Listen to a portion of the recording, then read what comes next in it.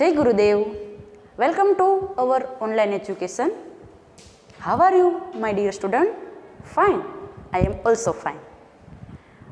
ઓફલાઈનમાં આપણે unit number 4 સ્વાધ્યાય પોથીમાં પણ કમ્પ્લીટ કરેલું છે. જેને બાકી હોય તે પૂર્ણ કરજો. હવે આપણે let's read more unit number 1ને આજે અભ્યાસ કરીશું. યુનિટ નંબર 5 છે તે બાકી છે, પરંતુ તે આપણે થોડા દિવસ પછી પૂરું કરશું. લેટ્સ રીડ મોર એટલે શું? ગુજરાતીમાં તમે લેટ્સ રીડ મોરનો અભ્યાસ એટલે કે પૂરક વાંચનનો અભ્યાસ કરતા હશો. છઠ્ઠા ધોરણમાં પણ આપણે લેટ્સ રીડ મોરની અંદર 4 પાઠ આવેલા હતા. એવી રીતે 7મા ધોરણમાં પણ આપણે લેટ્સ રીડ મોર આવેલું છે, એટલે કે પૂરક વાંચન. પૂરક વાંચન એટલે શું? તો કે નાનકડી એવી સ્ટોરી હોય અને એનું મોરલ વધારે હોય, તેને કહેવાય લેટ્સ રીડ મોર. એવું આપણે યુનિટ નંબર 1 છે ધ ગંગા. ગંગા નામ તમે સાંભળેલું છે. ગંગા એટલે શું? તો કે તે એક મહાન નદીનું નામ છે. તમે તમારા દાદા દાદીને પૂછશો તો તમને ગંગા વિશે ઘણી બધી સ્ટોરી કહેશે. તે ગંગા છે તે પૃથ્વી પર કઈ રીતે આવેલી છે, ગંગાનું પાણી શા માટે આટલું બધું પવિત્ર છે, તેનો ઉપયોગ શું છે, તે ગંગા વિશે ઘણું બધું આપણને કહેશે. સૌથી ભારતની અંદર મોટામાં મોટી નદી છે તો તે છે ગંગા. પવિત્રમાં પવિત્ર નદી છે તો કે ગંગા. માનવ જીવનની અંદર નદીઓનું ખૂબ જ મહત્વ છે. એટલા માટે આ નદીઓ છે તે આપણા ભારતભરની અંદર તે આપણને પવિત્ર, બધી નદીનું પાછળ કંઈક રીઝન છે. તે એટલા માટે તેને પવિત્ર પણ માનવામાં આવે છે અને તેનો આપણે વ્યવસ્થિત રીતે ઉપયોગ પણ કરીએ છીએ. ગંગા નદી છે તેના વિશે આપણે અભ્યાસ કરતાં પહેલાં તે આપણે અહીંયા થોડાક પોઈન્ટ જોઈ લઈશું. ધ ગ્રેટેસ્ટ રિવર, ગ્રેટેસ્ટ એટલે કે મહાન નદી. એનો કિલોમીટર, તે કેટલા કિલોમીટર લાંબી છે? તો કે 2480. ખાસ આ આંકડાને ધ્યાન રાખજો, અહીંયા MCQ વારંવાર પૂછાય છે. એટલા માટે તે ગંગા નદી છે તે કેટલા કિલોમીટર લાંબી છે? તો કે 2480. સ્યોર્સ એટલે કે તેનો ઉદ્ભવ ક્યાં થયેલો છે? બે ઓફ બેંગલ, બંગાળની ખાડીમાંથી. હોલી રિવર, હોલી એટલે કે પવિત્ર નદી છે. ગંગા સ્ટોરી એટલે ગંગા નદીનો ઉદ્ભવ કઈ રીતે થયેલો છે તે. આ ગંગા નદી છે તે પૃથ્વી પર કઈ રીતે આવી તેના માટે એક અહીંયા નાનકડી સ્ટોરી મૂકેલી છે. તેના વિશે ઘણી બધી જુદી માન્યતાઓ છે, પરંતુ આપણને અહીંયા એક નાનકડી એવી સ્ટોરી કીધેલી છે. તો એ સ્ટોરી એવી છે કે સગર નામનો એક રાજા હતો. તેની પાસે એક સુંદર મજાનો ઘોડો હતો. આ ઘોડો તે તેના બધા દેવતાઓને ભેટમાં આપવા માટે ઈચ્છતા હતા. એટલા માટે એક દિવસ આ ઘોડાને કેટલાક ચોર છે તેને ચોરી કરી જાય છે. સગર રાજા એકદમ ઉદાસ થઈ જાય છે. એટલા માટે સગર રાજાના બધા દીકરા છે તે આ ઘોડાને શોધવા માટે નીકળી પડે છે. પરંતુ તેનો એક દીકરો છે જેનું નામ છે ભગીરથ. તે તેના પિતા પાસે તેની સાર સંભાળ રાખવા માટે રહે છે. સગર રાજાના દીકરા છે તે બધા ઘોડાને શોધે છે, પરંતુ તેને ક્યાંય પણ ઘોડો મળતો નથી. એટલા માટે તે બધી જ બાજુ શોધે છે.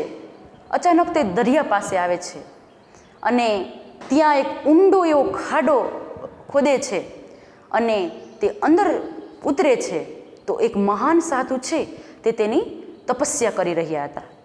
એટલા માટે સગર રાજાના બધા દીકરા છે તે ઋષિને તેની તપસ્યામાં ભંગ કરાવે છે, તેને ખલેલ પહોંચાડે છે. એટલા માટે ઋષિ છે એકદમ ક્રોધાયમાન થઈ જાય છે અને તેને એકદમ ગુસ્સામાં આવી અને તેને કહે છે કે તમે અત્યારે જ બળીને ભસ્મ થઈ જાઓ. તે સગર રાજાના દીકરા છે તે બળીને ભસ્મ થઈ જાય છે. અહીંયા સગર રાજા અને ભગીરથ છે તે તેના દીકરાઓની, એના ભાઈની ખૂબ જ રાહ જોવે છે. અંતે ભગીરથ છે તે શંકર ભગવાનની ઉપાસના કરે છે. શંકર ભગવાન પ્રગટ થાય છે અને કહે છે કે તારા માટે શું કામ કરી શકું? તો ભગીરથ કહે છે કે મારા ભાઈઓને સજીવન કરો, મારા ભાઈઓને જીવિત કરો. તો શંકર ભગવાન કહે હું તારા ભાઈઓને જરૂર જીવિત કરીશ, પરંતુ તે માટે ગંગા માતાની ઉપાસના કર. ગંગા માતાનું પાણી જો તારા ભાઈની રાખ ઉપરથી પસાર થાય તો તારા ભાઈ છે તે સજીવન થઈ જાય. પરંતુ એક મુશ્કેલી છે કે અત્યારે હાલમાં ગંગા નદી છે તે પૃથ્વી પર નથી. એટલા માટે ગંગા નદીના પાણીને તે પૃથ્વી પર બોલાવવું પડે. તો ભગીરથ કે કંઈ વાંધો નહીં, હું તે પણ કરીશ. ભગીરથ છે તે ગંગા માતાની આરાધના કરવા લાગ્યો, ગંગા માતાની ભક્તિ કરવા લાગ્યો. ગંગા માતા પ્રગટ થયા. ગંગા માતાએ કીધું કે બોલ, હું તારા માટે શું કરું? તો કે માતા, મારા ભાઈઓને તમે સજીવન કરો. જો તમારું પાણી છે તે મારા ભાઈઓના રખિયાના ઢગલા ઉપરથી પસાર થાય તો મારા ભાઈ સજીવન થાય. ગંગા માતા કે હું તે કરવા માટે તૈયાર છું, પરંતુ મને એક બીક છે. જો મારા પાણીનો જથ્થો એ પૃથ્વી પર આવે તો કદાચ પૃથ્વી ફાટી પણ જાય. એટલા માટે મને પૃથ્વી પર આવતા બીક લાગે છે, કારણ કે મારા પાણીનો જથ્થો એટલો બધો સ્ટ્રોંગ છે, મજબૂત છે. તો ભગીરથ કે તેના માટે હું શું કરું? એક છે કે મારો પાણીનો જથ્થો છે, હું આખી એટલે કે ગંગા માતા કહે છે કે હું શંકર ભગવાનની જટામાં સમાઈ જાઉં. વિદ્યાર્થી મિત્રો, તમે ઘણી વખત શંકર ભગવાનનું કંઈક એવું ચિત્ર જોયું હશે કે તેની જટામાંથી પણ પાણી વહે છે. એ કોણ છે? તો કે તે ગંગા માતા છે. તો ગંગા માતા છે તે શંકર ભગવાનની જટામાં સમાઈ જાય છે અને તે જટામાંથી ધીમેક દઈ તેનો પ્રવાહ છે તે પૃથ્વી પર આવે છે.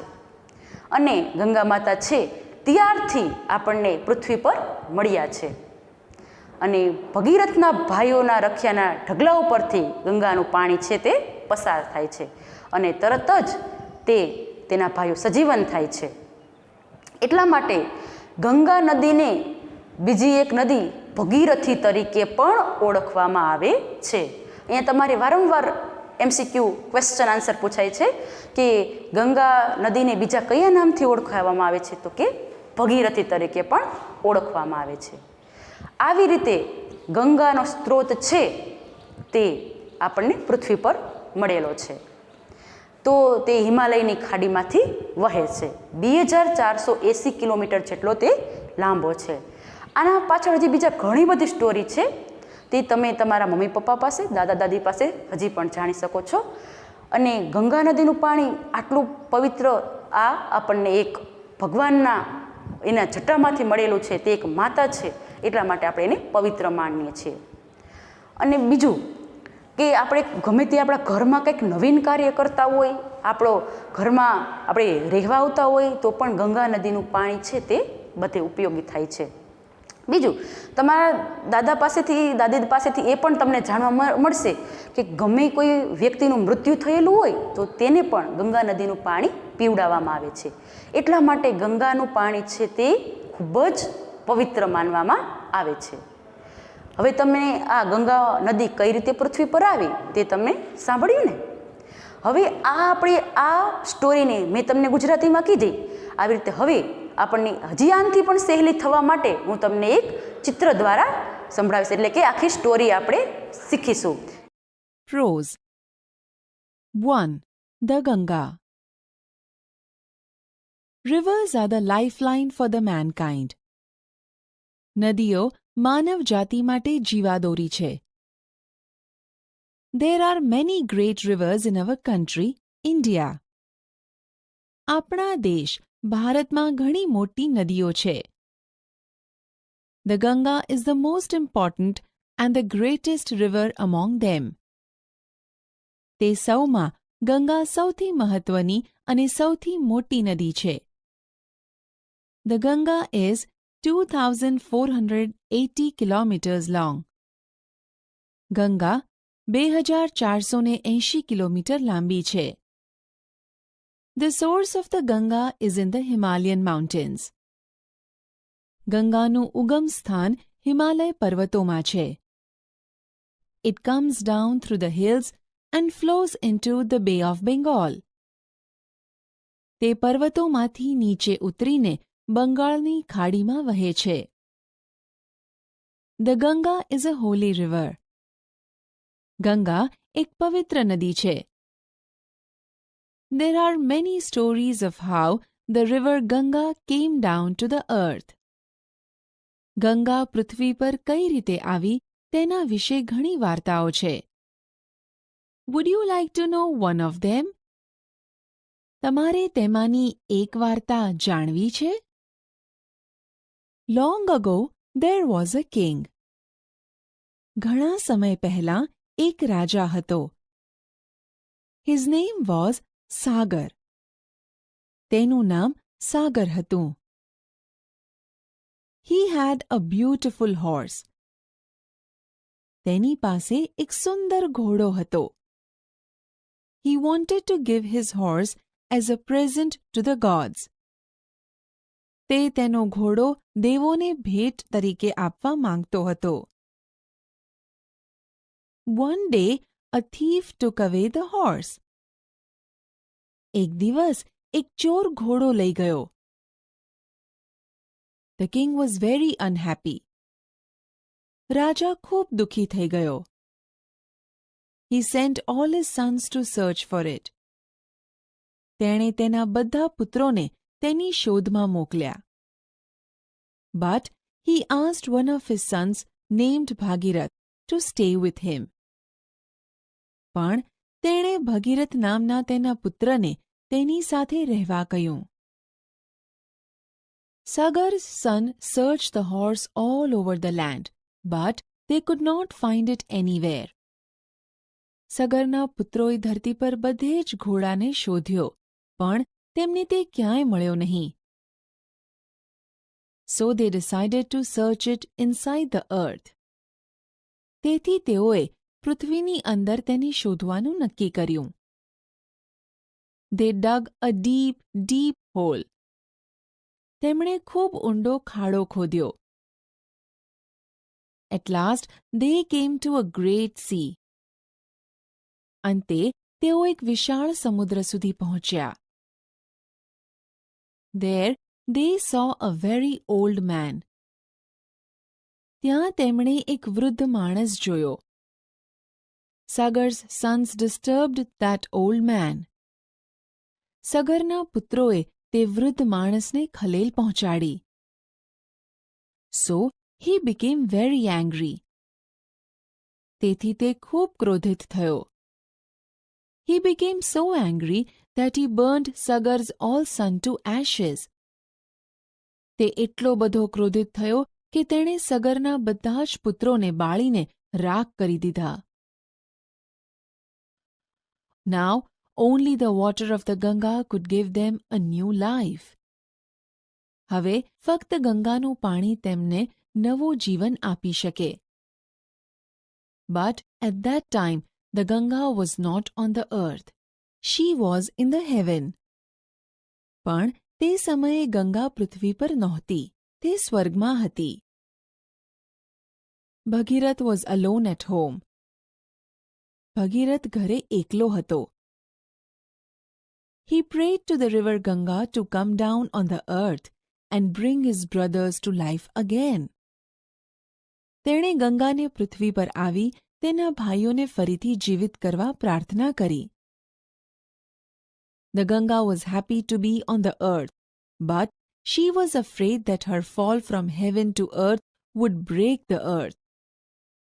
ગંગા પૃથ્વી પર આવવા માટે રાજી હતી, પણ તેને ડર હતો કે સ્વર્ગમાંથી પૃથ્વી પર તેને પડવાથી પૃથ્વી ફાટી જશે. Bhagirath requested Lord Shiva to help the Ganga. ભગીરથે ભગવાન શિવને ગંગાની મદદ કરવા વિનંતી કરી. Lord Shiva agreed. ભગવાન શિવ કબૂલ થયા. He asked the Ganga to flow down to earth through his long hair. તેમણે ગંગાને તેમની લાંબી જટામાંથી નીચે વહેવા કહ્યું. In this way, the Ganga could come down gently to the earth. આ રીતે ગંગા હળવેથી પૃથ્વી પર આવી શકી. The Ganga flowed over the ash of Sagar's sons and they all came to life again. Ganga સગરના પુત્રોની રાખ ઉપરથી વહી અને તેઓ બધા ફરીથી જીવિત થયા. ભગીરથ prayed the Ganga to flow on the earth. ભગીરથે પૃથ્વી પર વહેવા માટે પ્રાર્થના કરી. So, she is also known as Bhagirathi. તેથી તે ભાગીરથી તરીકે પણ ઓળખાય છે. ચલો વિદ્યાર્થી મિત્રો, મજા આવી ને પિક્ચરથી જોતા? આવી જ રીતે હજી પણ બીજા યુનિટ છે તે આપણે આવી રીતના જ શીખશું, જેથી આપણને એકદમ સહેલાઈથી શીખવા મળે અને આપણને આસાનીથી આવડી જાય. ચલો, આજનો વિડીયો છે અહીં કમ્પ્લીટ થાય છે. તમે તમારું ખૂબ જ ધ્યાન રાખજો, બહાર ઓછા નીકળજો, બહારનું ખાવાનું ઓછું કરજો. ચલો, થેન્ક યુ, ગુડ બાય.